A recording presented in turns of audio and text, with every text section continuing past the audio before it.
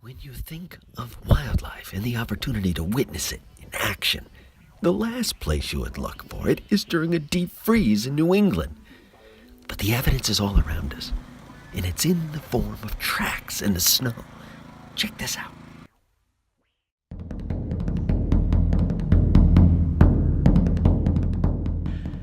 Scott Tucker, Expedition Earth. Once again, you can't make it up. We're walking out to look for a dead piece of firewood, something that we could burn relatively quickly because we completely neglected our firewood duty all summer long. I look down into the fresh snow and look what I see. Look at this. Okay, so the first thing I noticed was this. It looks like, a track. Then you follow that track backwards and look at this right here. What are these? What are these here? This and this. What do they look like? What do they look like? I don't know. No ideas? No. Look over there. Over there. Same kind of thing. Then here. These are imprints of wings. Probably of our resident red-tailed hawk. Odds are that is a hawk, or it may have been an owl last night. And somebody got pounced on, somebody got whacked in the middle of the night or very early in the morning. This is evidence of the struggle for survival. Hawk up there. This is New England. This is Expedition Earth. Stick with us.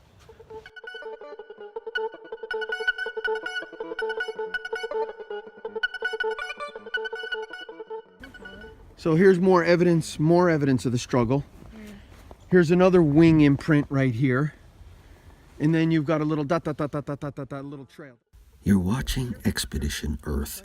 You don't need to get on an airplane. You do not need to travel thousands of miles for wildlife expeditions. They're right in the backyard. Stick with us.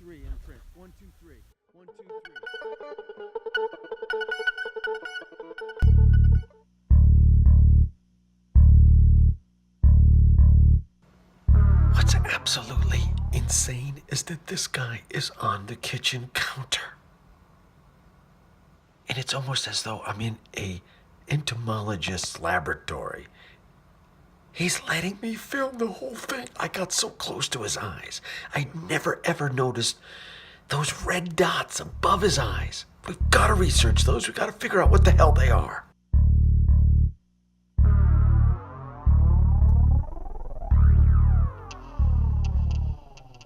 But it's a stink bug, common here in the winter. They seem to love my home and the homes here in southern Connecticut.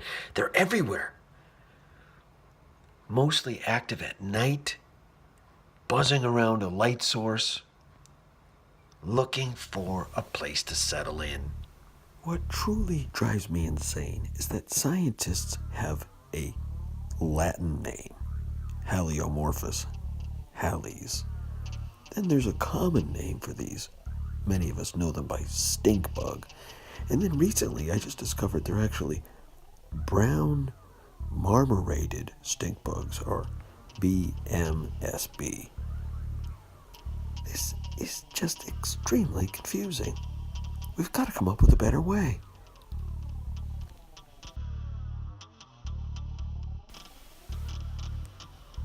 Now that I got that off my chest, take a close-up look. Get right into the exoskeleton. See the tiny little punctures, these little indentations.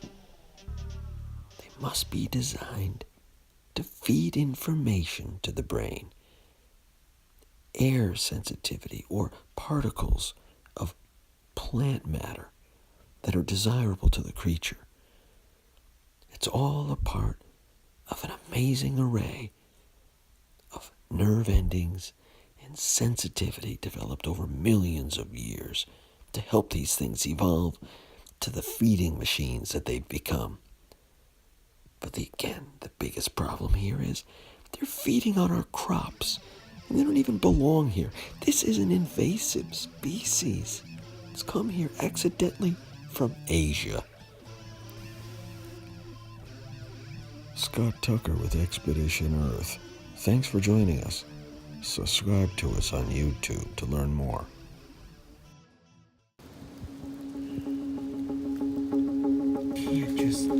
You can't just light it and stuff it down in there. You have to gently get it into a spot where it can actually catch fire. It's actually snowing. It's just normal hail, Dad. Look at these things. Hail kills people every year. Oh.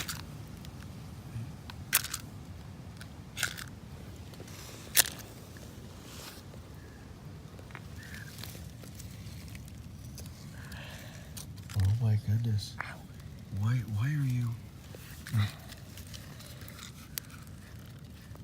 Okay, are you gonna stand there and look at it? Oh. You had better get another match going fast, because you blew it.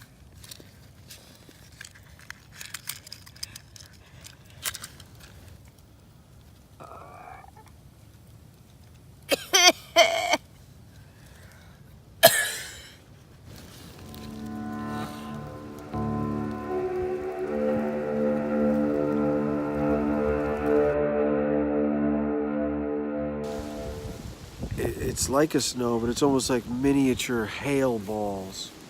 Look at them. It's called hail, Dad. Fantastic moment. Hi there. Hi, K9. Hi, guys. Hi. Oh, you're gorgeous. Hi. You have just entered my front door time travel episode. I am walking out my front door, and I'm on my bike, as you can see here. And the goal is to say hi to someone. Well, Hello there. Hello there. And then the second part of the goal, Pete, is I'm going to go step foot somewhere where I've never been before, which is right now, believe it or not. where was that? There's an amazing field right across the intersection to the left. I've never stepped foot in that field. I hope I don't get arrested. Hey, I saw a fox this morning right here in the tree farm. A fox! Oh my gosh! Healthy fox. One of your distant relatives, Kenai. Oh yes. Have a great one. What a great little moment. Take care. Bye-bye.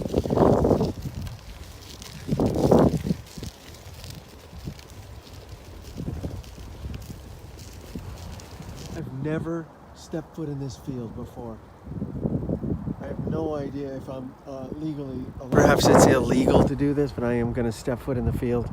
Whoever owns the property, I'm only hoping that they understand that I'm not trying to trespass with any harm intended. This is it.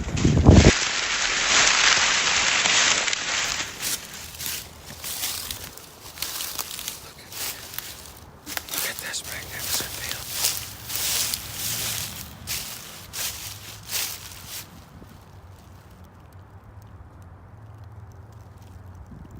This is gorgeous.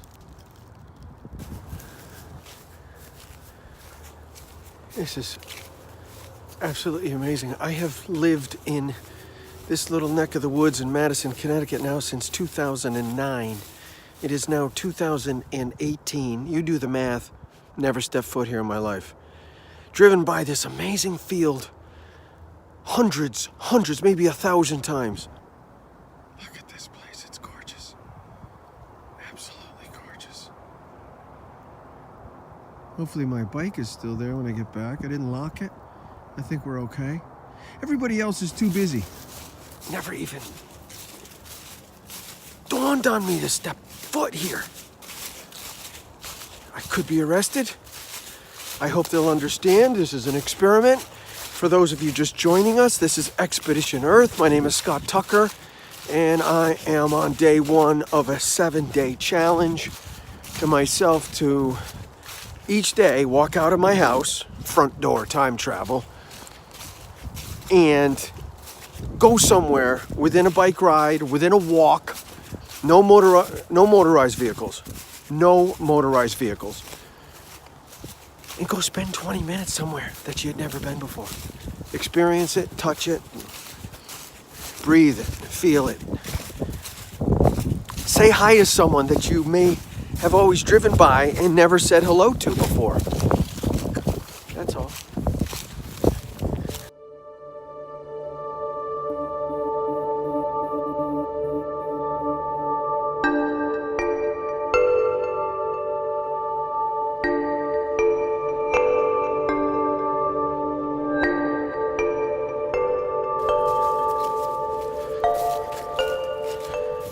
There are so many little dumping grounds of the white-tailed deer here. You got to watch your step. There's obviously a herd of mammals that are all tucked down right in this area. There's kind of a wetland right here. It's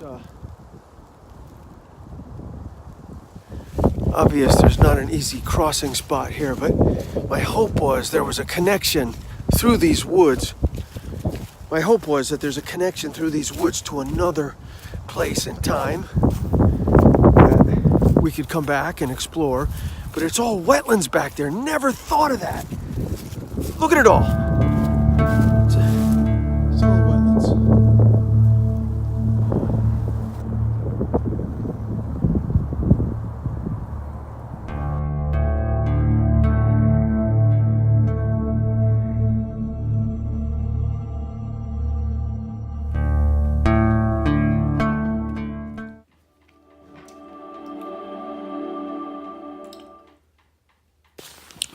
Augie, I'm going to be back in a little bit. I'm going to go on a front door time travel experience.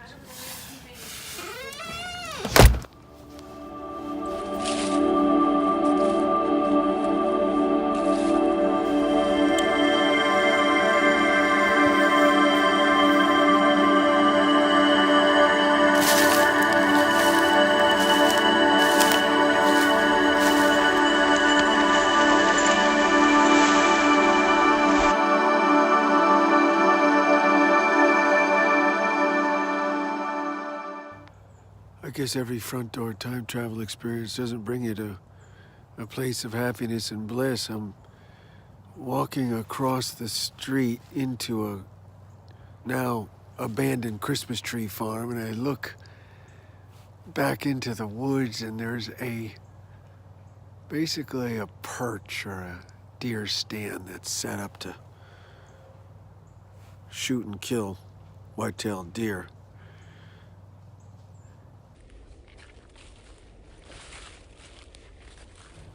I don't know, a tough thing for me to swallow.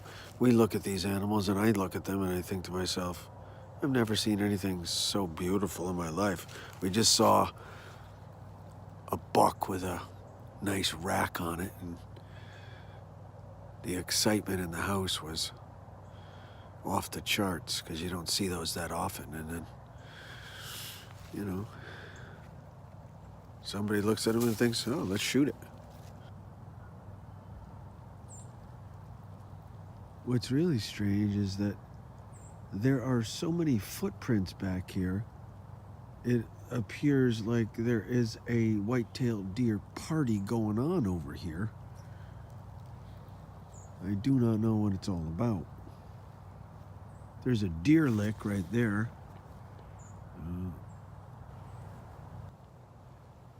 So listen, I'm not a hunter, okay? I get the whole thing. People hunt.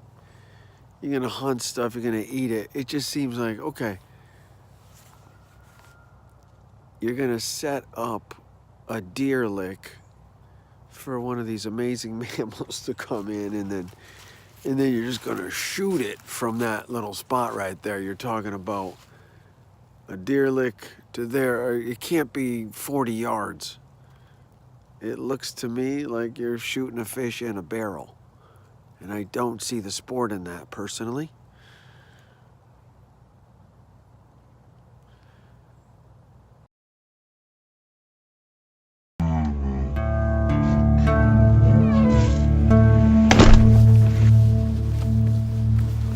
Front door time travel in the rain. Giant puddles everywhere.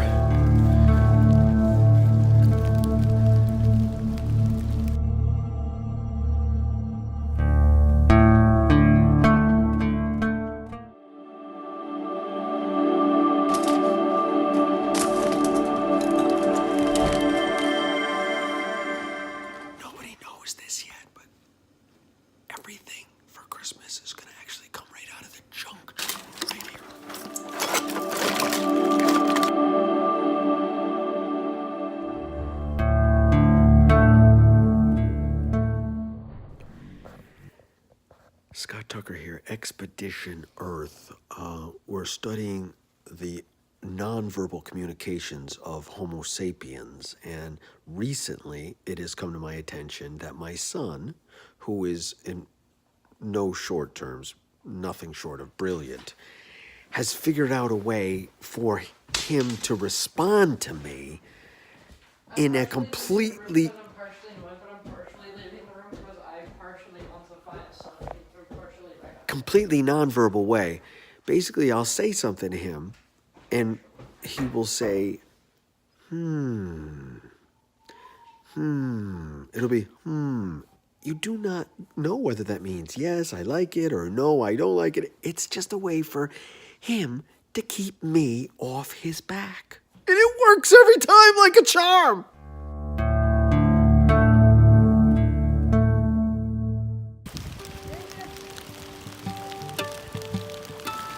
Front door time travel happens just about any time and anywhere. Race, Griffin, and I just crossed the Neck River. And of course I'm getting some complaints, but in general, a little bit of rain. Take him, please. Come on, take him. I see those pitch pines over there. I'm 99% sure I know where they are. I've never through this way, but we're gonna follow me. Come on, let's go. Follow me, please. You gotta go places you've never actually been before. This is a piece of the Neck River, that offshoot, but it's an easy jump across. Piece of cake. Piece of cake right here. You want me to pick them up? Yes, please. Hey, we're in the pitch pines, basically. Just get through these prickers right here, and you're golden. Rumor that there's a bear running around here, so keep an eye out. You brought us in here, Dad. What the heck? What's the matter? You just said there's a bear in here. Dad, this is a terrible idea. Listen, we got Griffin. Griffin's here. That doesn't make me feel any better. That makes me feel worse. Honey, there's been bears here for years. Years and years. Look at this over here. Look at this gorgeous little patch of, what are these, ferns? Look at this. Oh, it's haircap moss. Look at this moss. Christ, you can lay in here and make a nice bed, for God's sake. Look at this. Oh, it's gorgeous. Look at this. Look at this. We're on the damn trail already. Look at this. What did I tell you? It's not making me feel as good as I should be, knowing that I'm going to have to walk a lot farther to get home. You're my baba. What's really strange here is that I'm an adult, fairly well educated, as you would think. I've been here for 9 years. I've walked out of my house, went down to that river, the Neck River, back to the house. I've been accessed these pitch pines in a different area. Honestly, until today, it never connected to me that I could step across that river, take a right, and be right here. I mean, this is crazy. Like, why would it have never connected? I think it's because we're visual people, visual creatures. You understand what you see. Take out a bigger perspective. You don't realize how close everything is. Everything's a lot closer than you think. Look at this right here.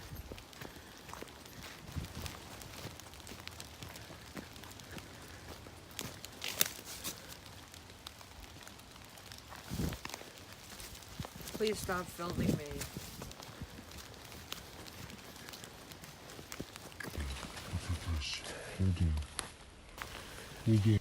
This is a remarkable little crash that say things got really ugly and all of a sudden we were invaded. I have a sneaking suspicion that you could come in here and you could lay low for at least a couple of days and maybe ride it out until the rebellion was squashed. Look at that. I actually see a house. There's another house.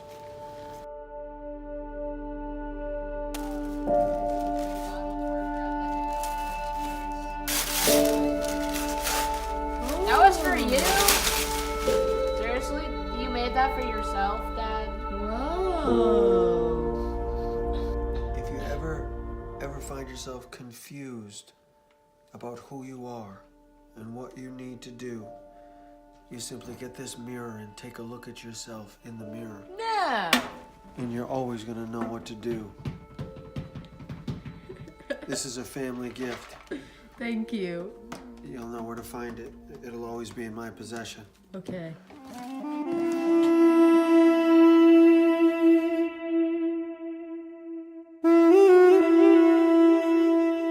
Please don't do that. What's wrong? Please stop. Guys, this is front door time travel at its best, okay? Footwear, proper clothing, gloves, and a hat. Let's go. Out the front door. Let's go, people.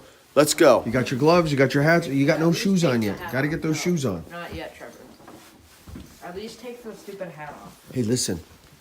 Don't call my hat stupid, okay? That is, listen, it works for me. I'm gonna keep my ears, which will inevitably provide good warmth. I'll keep them nice let's go. and warm.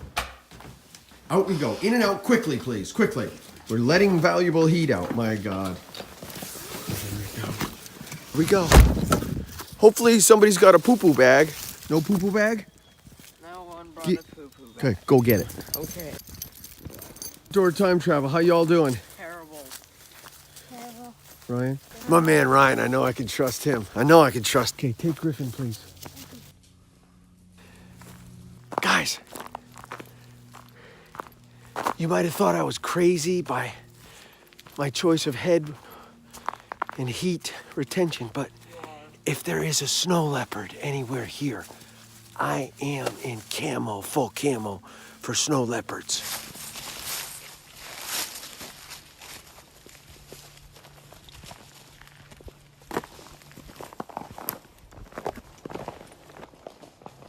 They could be hiding up in the trees. You gotta be careful.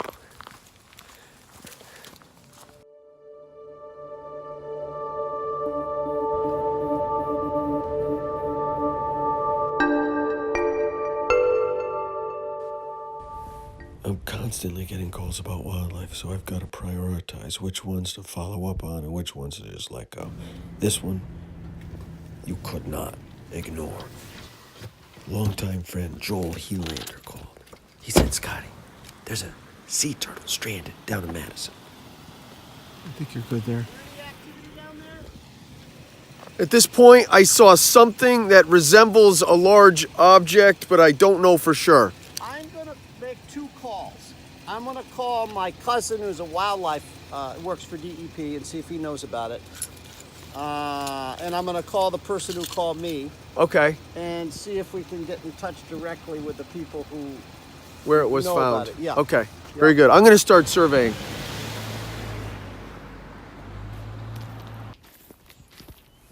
Just about a month ago, an enormous sea turtle was found here in Madison, washed up on the beach. Is this a disturbing trend, or is it just another isolated incident? I've got to figure it out. Well, we have entered a gated community that it did say keep out, but the hell with them. There's a possibility of a stranded or a dead turtle, an endangered sea turtle, and we're going to figure it out. We're going to find out where the hell it is. I do not see anything that way. Looking east, we're going to start jogging west.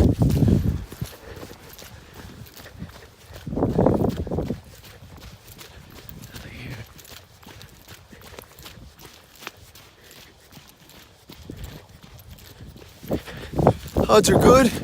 It's going to be up on the high tide line. It's not going to be down south on the bottom.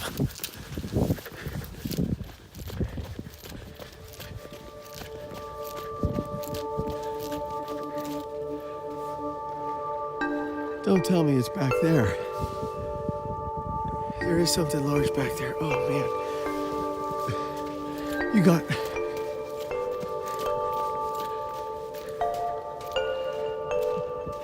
I don't see anything here. Let's go backward. So,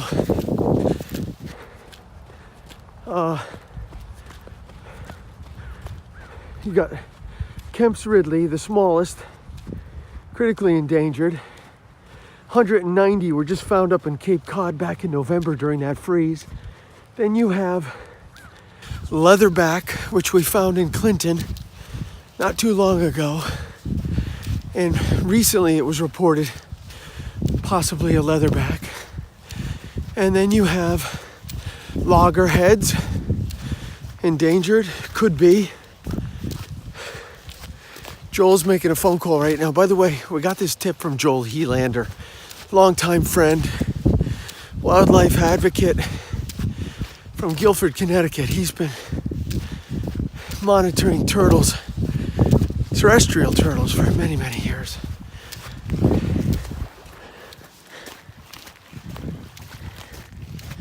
don't see anything.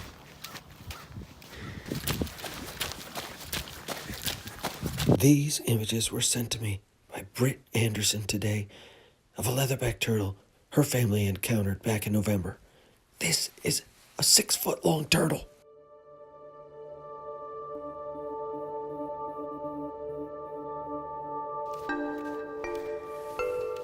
Just a shout out to everyone here in Madison, Guilford, anywhere on the coastline. If you see what looks to be a large marine reptile, a large turtle, you need to get a hold of us at Expedition Earth. Like to investigate. We want to learn more. We want to notify the authorities.